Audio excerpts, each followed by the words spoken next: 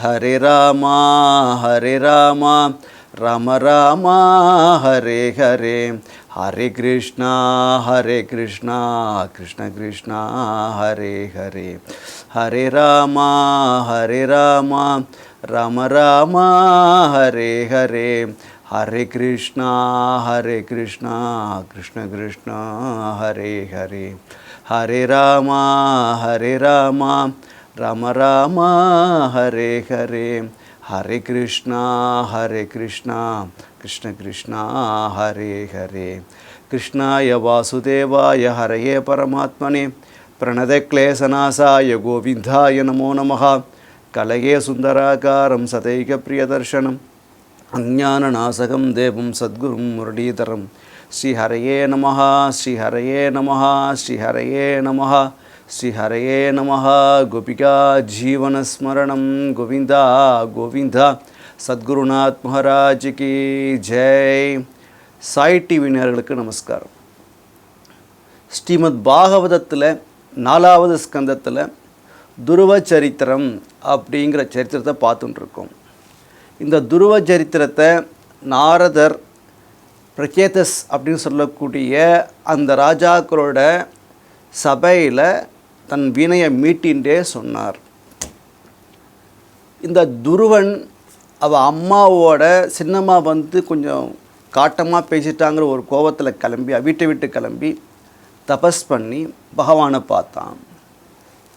கிளம்புறதுக்கு வீட்டை விட்டு கிளம்புறப்பயே என்ன ஆகிடுது அப்படின்னாக்க, அப்பாவும் சரியாக கவனிக்கலை, சின்னம்மாவும் போடான்றா, அம்மாவும் என்ன சொல்கிறா, சுனிதி என்ன சொல்கிறா, நீ போய் பகவானை போய் தபஸ் பண்ணி பகவானை ஆராதனை பண்ணி நீ பகவானோட மடியில் உட்காந்து ஆசைப்படுதுருவா அப்படின்னு அழகாக சொல்லி அனுப்புகிறா.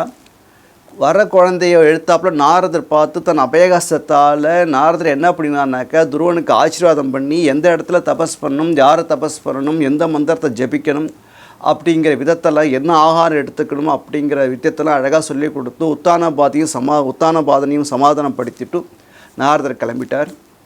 துருவன் யமுனை நதி ஓரத்தில் இருக்கக்கூடிய மதுவனத்தில் யமுனா ஜலத்திலேயே ஸ்நானம் பண்ணிட்டு அங்கேயே பகவானை ஆராதனை பண்ணிட்டு நாரதர் எந்த ஒரு ரூபத்தை சொன்னாரோ அந்த ரூபத்தையே மனசில் சதா தியானம் பண்ணிட்டு நாரதர் உபதேசம் பண்ணின மந்திரத்தையே ஜபிச்சுட்டு பகவானை 5 மாதத்தில் பார்த்துட்டான். 1 மாதத்தில் காய்கனி சாப்பிட்டான், 2வது மாதம் புல்லு தழைகள்லாம் சாப்பிட்டான், 3வது மாதம் ஜலத்தை சாப்பிட்டான், 4வது மாதம் காற்றையே சுவாசத்தையே அந்த வாயு பக்ஷணம் பண்ணான். அப்புறம் 5வது மாதம் அது கூட கிடையாது, ஒரு தானு மாதிரி ஒரு கட்டை மாதிரி மரக்கட்டை மாதிரி ஒத்த காலால் ஒரு 2 கையை உயர தூக்கிண்டு பகவானை நோக்கி தபஸ் பண்ணினா. எந்த ரூபத்தை தபஸ் பண்ணினானோ அதனால் என்ன ஆகிடுதுன்னு கேட்டாக்க, தேவர்கள்லாம் பகவான்கிட்ட போய் பிரார்த்தனை பண்ணிட்டேன், இது மாதிரி குழந்தை தபஸ் பண்ணுறது அனுகிரகம் பண்ணுங்கன்னு சொன்னது நாங்கள் தாங்க முடியலன்னு சொன்னதுக்கப்புறம் பகவானே வந்து நின்னா கூட துருவனோட தபஸு கலையலை. பகவான் மனசுக்குள்ளே சிரிச்சுக்கிறான், என்னாலேயே இவன் தபஸை கலைக்க முடியும்னா எந்த கொம்பம் வந்து இவன் தபஸை கலைக்க முடியும்னு மனசுக்குன்னு நினச்சிக்கிறான். அதுக்கப்புறம் மனசில் எந்த ரூபத்தை அவர் தியானம் பண்ணிகிட்டு இருந்தானோ அந்த ரூபத்தை மறைக்க துருவன் வந்து மனசில் பார்த்ததுக்கான அந்த காட்சிக்கு தெரியலையேன்னு சொல்லிட்டு கண்ணை திறந்து பார்த்தா எழுத்தாப்புல பகவான் எந்த ரூபத்தை தியானம் பண்ணிட்டு இருந்தானோ அதே ரூபத்தோட கருட வாகனத்தில் பகவான் காட்சி கொடுக்குறார். துருவன் பார்க்குறான், அவனால் வந்து பகவானை பார்த்து பேசணும்னு தோன்றுறது, கட்டிக்கணும்னு தோன்றுறது, முத்தம் கொடுக்கணும்னு தோன்றுறது. அப்படியே விழுந்தான். ஒரு எப்படி வந்து ஒரு தண்டம் கீழே விழுமோ அது மாதிரி தன்னை ஃபுல்லாக நமஸ்காரம் பண்ணி பகவான் நோக்கி பிரார்த்தனை பண்ணினான். துருவஸ்துதி அப்படிங்கிறது வந்து 5 வயசு குழந்தை பண்ணக்கூடிய ஒரு ஸ்துதி, ரொம்ப அற்புதமான ஒரு ஸ்துதி. பகவானும் தன் சங்கத்தால் அவனோட கன்னத்தை அழகாக தடவி கொடுக்க, அதனாலேயே சங்கஸ்பர்ஷத்தினாலேயே குழந்தையான துருவனுக்கு ஞானம் ஏற்பட்டு பகவானை துதிக்கிறான். எப்படி துதிக்கிறான்னா ரொம்ப அற்புதமாக துதிக்கிறான். இந்த லோகத்தில் பகவானை அடையணும்னு நினச்சா அதுக்கு ஞானம்னு பேர், இந்த லோகத்தில் ஓழணும்னு சொன்னாக்கா அதுக்கு அஞ்ஞானம்னு பேர். 2 தான் ஒரே வார்த்தையில் முடிச்சிட்டான். பகவானை அடையிறது ஞானம், இங்கேயே ஓடிட்டுருக்கிறது சம்சாரத்திலே ஓடிட்டுருக்கிறது அஞ்ஞானம். ரொம்ப சிம்பிளாக முடிச்சிட்டார்.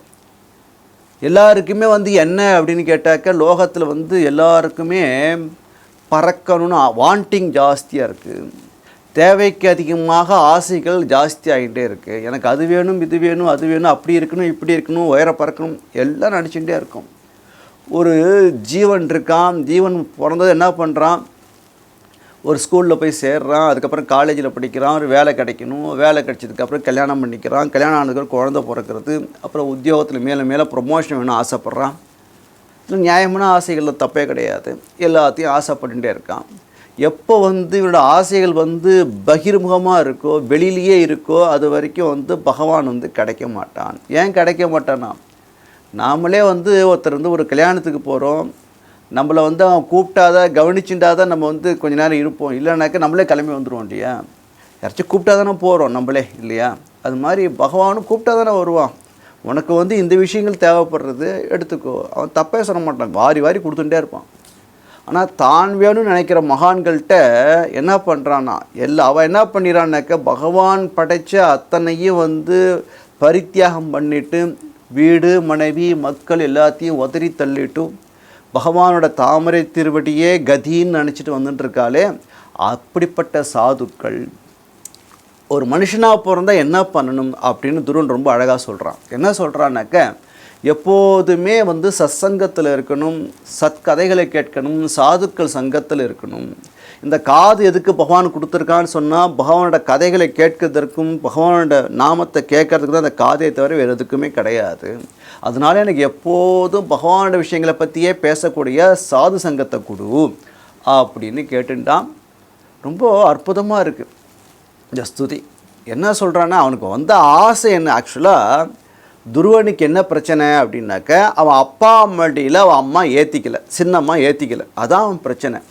அப்போது அவன் கிளம்பி வர்றப்ப என்ன ஆச்சுன்னு கேட்டாக்க, தனக்கு ஏன் இப்படி ஒரு தலைகுனிவு ஏற்பட்டுது அப்படின்னு கேட்டாக்க, தான் தன் அப்பாவால் தன்னோட அம்மா தள்ளி வைக்கப்பட்டிருக்கா, அவளை தள்ளி வச்சதுனால தன்னையும் தள்ளி வைக்கிறார்.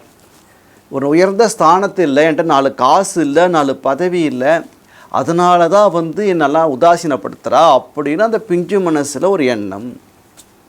ஏன்னா சுனிதியாக தான் சொல்கிறான், நான் ஒன்று நியாயமாக ஒரு ஆசைப்படுறடா, அந்த ஆசையை சேர்த்து அதை சரி பண்ண முடியலையே அப்படின்னு தான் வருத்தப்படுறான்.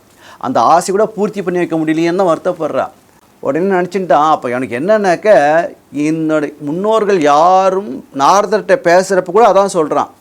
என்ன சொல்கிறான்னா, எங்கள் முன்னோர்கள் யாரும் அடையாத உசந்த பதவி இருக்கோ, அந்த பதவியை அடைச்சிட்டு எல்லாரும் துருவான்னு எனக்கு கூப்பிட்ற மாதிரி பண்ணுறேன் அப்படின்ட்டு தான் வரான். எனக்கு அது மாதிரி பதவி வேணும் அப்படின்னு தான் கேட்குறான். நாரதர் சிரிச்சுட்டு, ஒரு சின்ன குழந்தைக்கு இப்படி ஒரு வீராப்பு கூடாதுப்பா, இப்படி மானவமானலாம் இருக்கக்கூடாதுப்பா அப்படின்றப்ப, நான் சத்திரிய சிசுவை நான் அப்படி தான் இருப்பேன், நீங்கள் சொல்கிறது வாஸ்தவம் தான், என்னை எங்கள் ஃபேமிலி யாரும் மதிக்கவே இல்லை இந்த வீட்டில், அதனால் நான் கிளம்பிட்டேன், தபஸ் பண்ணி யாரும் அடையாத ஒரு பதவியை நான் அடையணும் அப்படின்னு சொல்கிறானாக்க, உடனே பகவான் நாரதர் நினச்சார், வைராக்கியம் நல்ல வைராக்கியம் தான் அப்படின்ட்டு அவர் என்ன பண்ணினானாக்க, தன் அபயகஸ்தத்தினால துருவனோட சிரசை தொட்டார். தொடுற மாதிரி தொட்டு என்ன பண்ணிட்டானாக்க, அந்த ஆசையை எடுத்துட்டார். அப்பா மடியில் உட்காந்துக்கணும் அப்படிங்கிற ஆசையும், ஒரு உயர்ந்த பதவி வேணும் அப்படிங்கிற ஆசையும் அப்படியே கையை வைக்கிற மாதிரி வச்சு நாரதர் துருவனோட அந்த எண்ணத்தை அப்படியே எடுத்துட்டார். அதனால இங்கே என்ன எடுத்த, துருவசுதியில் பார்த்தேன்னா எனக்கு நல்ல பதவியை கொடு அப்படின்னு கேட்கவே இல்லை.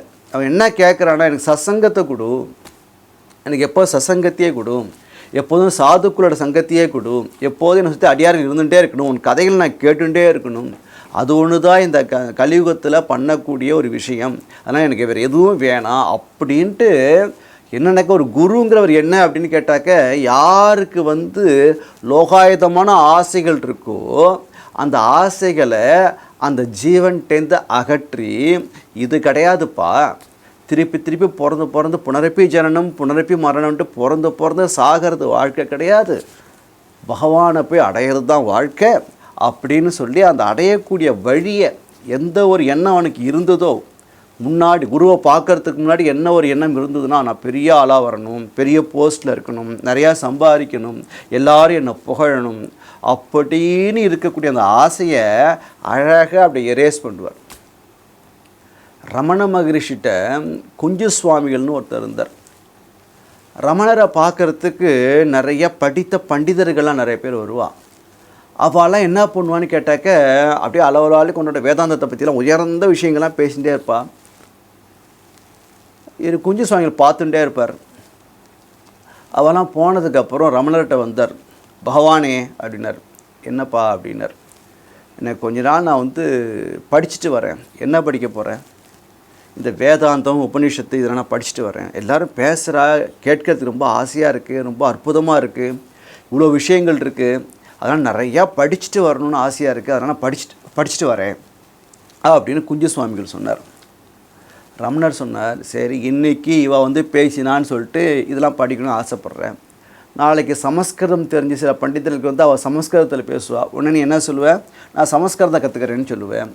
அப்புறம் நாளைக்கு யாராச்சும் வந்து இங்கே வந்து ஒரு கச்சேரி பண்ணுறா, பாட்டு பாடுறா வச்சுப்போமே, உடனே அந்த பாட்டு நான் சங்கீதம் கற்றுட்டு வரேன் அப்படின்னு சொல்லுவேன்.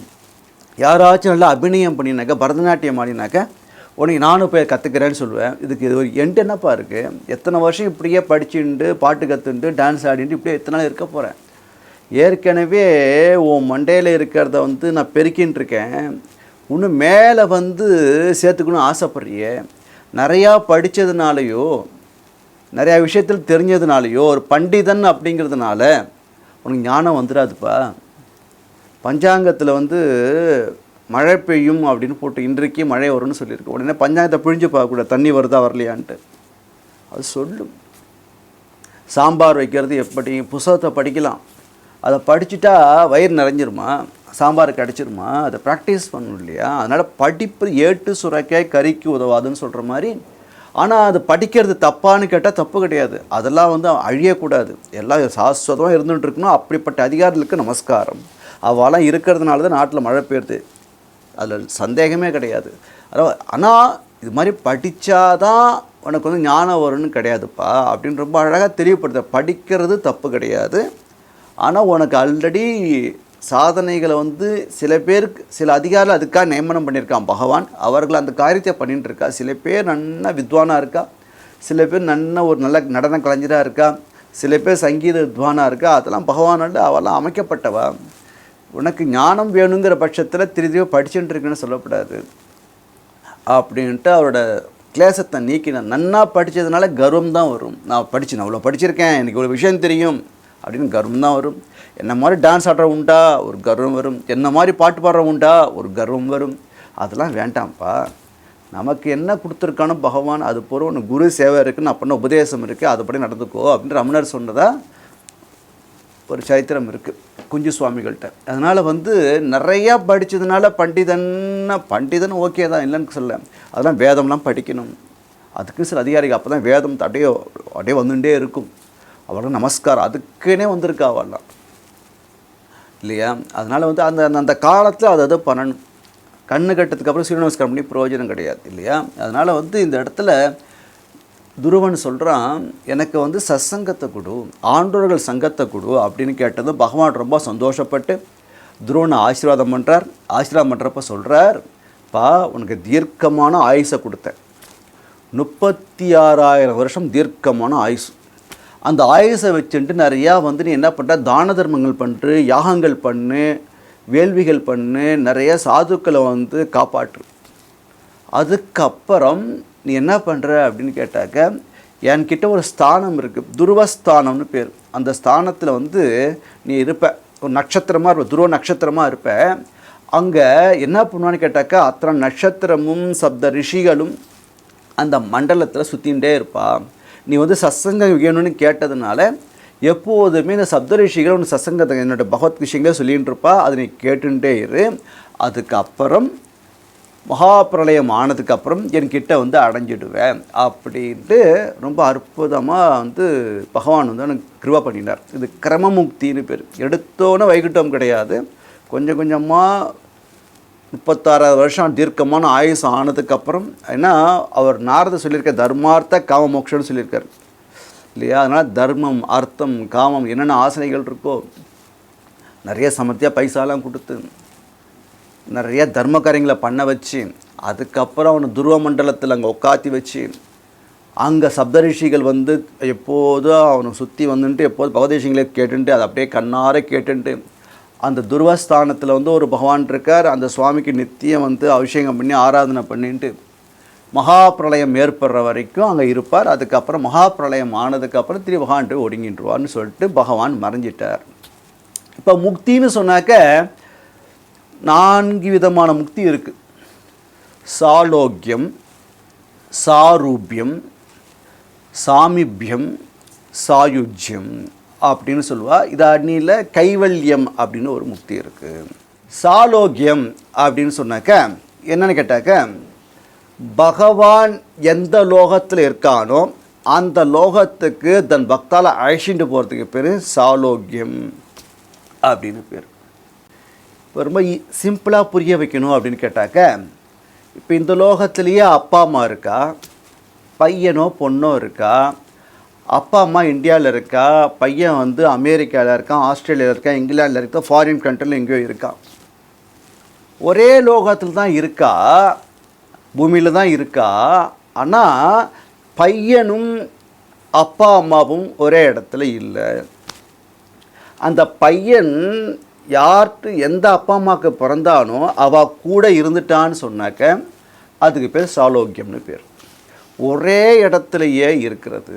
எந்த இடத்துல தன் பெற்றோர்கள் வசிக்கின்றார்களோ அவர்கள்கிட்டயே பையனும் இருந்தானாக்க, ஒரே லோகத்தில் இருந்தாக்க அதுக்கு பேர் சாலோக்கியம். சிம்பிளாக சொல்கிறேன். அதாவது இந்த ஜெகத்மாதா ஜெகத்பிதா, இந்த லோகத்தை யார் சிருஷ்டி பண்ணி சிதி பண்ணி சம்ஹாரம் பண்ணுறாரோ அப்படிப்பட்ட பகவான் ஏதோ ஒரு லோகத்தில் இருக்கார், வைகுண்ட லோகத்தில் இருக்கார். நாம் இந்த ஜீவராசிகள் என்ன பண்ணிட்டுருக்கோம் அப்படின்னாக்க, இந்த பூலோகத்தில் இருந்துகிட்ருக்கோம். அவா பண்ண கர்ம வினைகளுக்கு ஏற்ற மாதிரி ஏதோ ஒரு ஜென்மா எடுத்திருக்கோம். இப்போ என்ன பண்ணணும்னு கேட்டாக்க, இந்த பகவான் இருக்கிறது வேற லோகம், நம்ம ஜீவராசிகள் இருக்கிறது இந்த பூலோகம் சொல்லக்கூடிய இந்த பூமியில் இருந்துட்டுருக்கோம். இப்போது இந்த ஜீவராசி என்ன பண்ணணும்னு கேட்டாக்க, எப்படி வந்து நம்ம எங்கேருந்து வந்திருக்கோன்னா பகவான்கிட்டேருந்து தான் வந்திருக்கோம், எல்லாம் பரமாத்மாட்டேருந்து தான் வந்திருக்கோம். அதனால தான் திருப்பி அவன்கிட்டயே போகணுங்க ஒரு எண்ணம் எல்லாருக்கும் ஏற்படுறது. யாருக்கு அது ஏற்படுன்னு கேட்டாக்க, சாதுக்களோட சங்கத்துக்கு யார் போகிறாலோ, ஒரு குருநாதர் யார் அண்டி இருக்காலோ அவர்களுக்கு குரு மூலமாக பகவானை போய் அடையிறது தான்ப்பா நம்ம இந்த ஜென்மா எடுத்ததோட பயனே அப்படின்னு சொல்கிறதுனால அதை கேட்டு அந்த பகவான்கிட்ட போகணுங்கிற எண்ணம் பக்தாளுக்கு, மகான்களுக்கு, சாதுக்களுக்கு ஏற்படும். இப்போ நம்ம என்ன பண்ணிகிட்டு இருக்கோன்னு கேட்டாக்க, எப்படி வந்து அந்த பையன் வந்து ஃபாரினில் போய் காசு சம்பாரிச்சுட்டு பெற்ற அப்பா அம்மாவை விட்டுட்டு அந்த ஊரில் போய் தங்கி இருக்கானோ, அது மாதிரி வைகுண்டத்தில் அவ்வளோ சௌக்கியம் இருக்குது. அதை விட்டுட்டு நம்ம பூமியில் வந்து என்ன பண்ணிகிட்டு இருக்கணும், எத்தையோ சாப்பிட்டுண்டு எத்தையோ பண்ணிட்டு என்னமோ பண்ணிட்டு என்ன பண்ணிகிட்டு இருக்கோன்னா காலத்தை விரயம் பண்ணிகிட்டு இருக்கோம். அங்கே இருக்கிற பகவான் அப்பா அம்மா சில பேர் என்ன பண்ணுறா, அங்கேயே பர்மனெண்ட்டாக செட்டில் ஆகிடுறான், சொந்த ஊருக்கே திரும்பி வரதே இல்லை இல்லையா. அது மாதிரி நம்ம என்ன பண்ணிகிட்டு இருக்கோம்னா, இங்கேயே பர்மனெண்ட்டாக செட்டில் ஆகிட்டு பர்மனெண்ட்டுன்னு நினச்சிட்டு இருக்கோம். அது பர்மனெண்ட்டு கிடையாது. எத்தனை நாளுக்கு ஆயுசு இருக்கோ அத்தனை நாள் தான் இங்கே இருக்க முடியும். இந்த கூடு வந்து எத்தனை நாளைக்கு இருக்கோ அது வரைக்கும் தான். வேஷத்தை கலைக்கிறப்ப கீழே சரீரம் போனதுக்கு அப்புறம் என்ன ஆகுன்னு தெரியாது இல்லையா. அது மாதிரி பகவானோட வைகுண்டத்துலேருந்து வந்தனா இந்த லோகத்தில் எதையோ படைச்ச இந்த மாயையில் விழுந்து அந்த ஜெகத் மாதா ஜெகத்பிதாவை மறந்து இங்கே என்ன கிடைக்குதோ அதையே சாப்பிட்டுட்டு ஓடுன்னு இருக்கோம் இல்லையா. ஆனால் என்ன நிச்சயம் பண்ணிக்கணும்னு கேட்டால், நம்ம அவன்கிட்டேருந்து வந்திருக்கோம், அதனால் அவனை போய் அடையணும் அப்படின்ட்டு அந்த மாதிரி அவனை திருவடியே சரணத்தையே கதின்னு இருந்து அவன் லோகத்துக்கு போனாக்கா, எந்த லோகத்துலேருந்து வந்தோமோ அதே பகவான லோகத்துக்கு போனால் அதுக்கு பேர் சாலோக்கியம் அப்படின்னு பேர். இது ஒரு முக்தி நிலை, பகவானோட இடத்த போய் அடையிறது, அவனோட லோகத்தையே போய் நிற்கிறது சாலோக்கியம். அப்புறம் சாரூபியம். சாரூபியம்னு சொன்னாக்க, பகவான் வந்து ரொம்ப அழகாக இருக்கான், ரொம்ப அற்புதமாக இருக்கான் இல்லையா. நீல மேக ஷாவனா சும்மா தக்கன்னு இருந்துட்டு இருக்கான், ஜொலிச்சுட்டு இருக்கான். அப்படிப்பட்ட ரூபம் அப்பா மாதிரி தானே பிள்ளையும் இருக்கணும் இல்லையா. இங்கே அப்பா ஜெகத்பிதா எப்படி இருக்கார், சும்மா சதுர்புஜத்தோட சும்மா ஜம்முன்னு பட்டு பிதாவனம் போட்டுண்டு கௌசவ மாலை அணிஞ்சுட்டு வைஜந்தி மாலை அணிஞ்சுட்டு வைரக்கிடம் வச்சுட்டு சும்மா தக்கன்னு பார்த்தாலே அழுக்கவே அழுக்காத ஒரு சொரூபத்தோட திருமேனியோட பகவான் இருக்கார். நாம் எப்படி இருக்கோம், ஜீவராசிகள் எப்படி இருக்கோன்னு கேட்டால், ரத்தம் அஸ்தி மாம்சம் மூத்திரம் மலம்னு சொல்லக்கூடிய இந்த விவகாரத்தை வச்சுட்டு இங்கேயோ ஓடுன்னு இருக்கோம். அப்பா மாதிரி புள்ள இருந்தால் நன்னா இருக்கும் இல்லையா? ஆனால் அப்பா நன்னா இருக்கா, இங்கே புள்ளையான ஜீவராசிகள் எப்படி இருக்கணும்னு கேட்டாக்க இதை மாதிரி எல்லா அசட்டுத்தனத்தையும் வச்சுட்டு இங்கே சுற்றின்னு இருக்கும். பகவானுக்கு அப்பாவுக்கு தன் ரூபத்தை கொடுக்கணும்னு ஆசையாக இருக்குது. ஆனால் இந்த புள்ள என்ன பண்ணுறான் அப்படின்னு, இந்த ஜீவராசிகள் என்ன பண்ணுறா அப்படின்னு கேட்டாக்க இங்கே இருக்கிறதையே பார்த்துட்டு இதையே ஓண்டுன்ட்டு இருக்கிறதுனால தம் எப்பேற்பட்டவன்ட்டேருந்து வந்தோங்கிறதே மறந்து போயிடுது. இதனால் என்னன்னாக்க we are insulting our father. அவர் ரூபத்தை அடையணும்னு ட்ரை பண்ணாமல் நம்ம என்ன பண்ணிகிட்டு இருக்கோம்னாக்க அவரை அவமானப்படுத்திகிட்டு இருக்கோம். பகவான் இப்போ ஒரு எஜமானன் இருக்கான், அவனுக்கு ஒரு வேலைக்காரன் இருக்கான். அந்த எஜமானன் தன் வேலைக்காரனுக்கு தன்னை மாதிரியே ஒரு ஹை கிளாஸ் ட்ரெஸ்ஸோ தன்னை மாதிரி உயர்ந்த உணவோ அதெல்லாம் கொடுக்க மாட்டான். வேலைக்காரன் கொஞ்சம் கீழே தான் இருப்பான் இல்லையா? அவன் எஜமானோட ட்ரெஸ்ஸு போட்டுக்க முடியாது, எஜமானன் சாப்பிட்ற சாப்பாடு சாப்பிட முடியாது, எஜமானன் தூங்குகிற படுக்கையில் படுக்க முடியாது, எஜமானன் போகிற காரில் போக முடியாது. ஆனால் இந்த ஜெகத்பிதான்னு சொல்லக்கூடிய வைகுண்ட வாசனாக இருக்கக்கூடிய இந்த பகவான் என்ன பண்ணுறாருன்னா, தன் திருவடியை யார் கதின்னு இருக்காளோ தன் ரூபத்தை அப்படியே கொடுத்துட்றான். தான் எப்படி இருக்கானோ சங்கு சக்கரத்தோடு இருக்கான் இல்லையா, அதே ரூபத்தை தன் பக்தாளுக்கும் கொடுத்துட்றான். அதாவது இந்த சரீரம் இருக்கிற வரைக்கும் மனுஷனாக இருப்பான். இந்த சரீரம் போனதுக்கப்புறம் எனக்கு அவனுக்கு திவ்ய சரீரத்தை கொடுக்குறான், அவனுக்கு முக்தியை கொடுத்து தன் ரூபத்தை அவனையும் நம்மளையும் யார் பகவானோட நாமத்தை சொல்லிட்டு பகவானை பற்றியே பேசிட்டு பகவானோட கிரந்தங்களையே பாராயணம் பண்ணிட்டு பகவானோட விஷயங்களே யார் கேட்டுட்டு இருக்காலும் அவர்களுக்கு என்ன பண்ணுறான்னா தன் பேரை விடாமல் யார் நாமாக்களை சொல்லிகிட்டு இருக்காலும் அவர்களுக்கு தன் ரூபத்தை அப்படியே கொடுத்துட்றான்.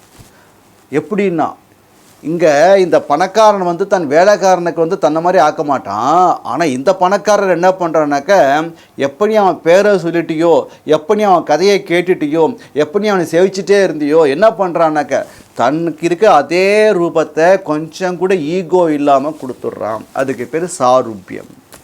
பகவான் மாதிரி ஆக்கிடுறான். தான் போட்டுருக்க அதே காஸ்ட்லி ட்ரெஸ், சதுர்புஜம், சங்கு சக்கரம் எல்லாம் நம்மளுக்கும் கொடுத்துட்றான். விஷ்ணு பாஷிதனை மாற்றிடுறான். நம்ம துந்துகாரி சரித மகாத்மியம் பார்க்குறப்ப சொன்னோம் இல்லையா, துந்துகாரின்னு சொல்லிட்டு பஞ்சமாக பார்த்தாங்கன்னு செத்து போயிட்டான். அவன் இறந்து போன ஒரு பிரேதத்தை ஒரு மூங்கில் கம்பல் ஆவாகனம் பண்ணி கோகர்ணன் பாகவதம் சொல்ல அதை கேட்டதுனாலே 7வது நாள் அந்த கணு வெடித்து அதுலேருந்து ஒரு விஷ்ணு தூதன் வெளியில் கிளம்பினான். யாரான்னு கேட்டான், இவன் தான், துந்துகாரி தான். ஏன்னா கதை கேட்டான். ஒரு பிரேதத்துக்கே தன் ரூபத்தை கொடுக்குற பகவான் நம்மளுக்கு கொடுக்காம போயிடுவானா? கதை கேட்டாக்க கதை கேட்கறது தான் பாக்கியம். எது பாக்கியம்? துருவனே அதான் சொல்கிறான். எது பாக்கியம் அப்படின்னு கேட்டால் பகவானோட கதையை கேட்கறது தான் மனுஷனாக போகிறதுனோட பாக்கியம். சில பேர் சொன்னான் நல்லா கதை சொன்னேன், அதுவே ஒரு கர்வம் தான். நான் நல்லா கதை கேட்டேன் அப்படின்பா, அது கூட ஒரு கர்வம் தான். நல்லா கதை சொன்னோம் அப்படிங்கிறதோ நல்லா கதை கேட்டோம் அப்படிங்கிறதோ நம்ம சாமர்த்தியத்தில் இருக்கா? இல்லையே. அவன் உள்ளே இருந்து பேச வைக்கிறான். அவன் கொடுத்த வாணி அந்த சப்தத்தினால பேசின்னு இருக்கும். இந்த வாயை வச்சுட்டு எதோ பேசலாம், நாக்கை வச்சுட்டு என்னமோ பேசலாம், அதை பேசாமல் பகவத் விஷயங்களையே பேசின்னு இருக்கோம் இல்லையா? அதுக்கு என்ன காரணம்னு கேட்டால் பகவான் நம்ம மேலே கிருப்பையோடு இருக்கான், கருணையோடு இருக்கான். அப்படிங்கிறதுனால பகவானை பற்றி பேசக்கூடிய ஒரு பாக்கியத்தை இந்த நாக்குக்கு அவன் கொடுத்ததுனால நம்ம பேசுகிறோமே தவிர பகவான் நம்மளுக்கு அந்த காதை கொடுத்து நான் அந்த கதைகளை கேட்கக்கூடிய அவன் நாமாக்களை கேட்கக்கூடிய ஒரு பக்குவத்தை கொடுத்ததுனால இந்த காது கேட்கறது, கண்ணு பார்க்குறது, வாய் பேசுறது, கையெல்லாம் மூமெண்ட் இருக்குது. எல்லாம் அவன் கிருப்பை அப்படின்னு நினைக்கணும்.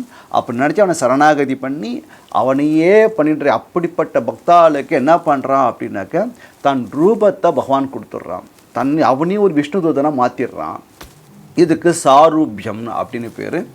மேற்கொண்டு நாளைக்கு பார்க்கலாம். சத்குருநாத் மகாராஜ் கி ஜெய்.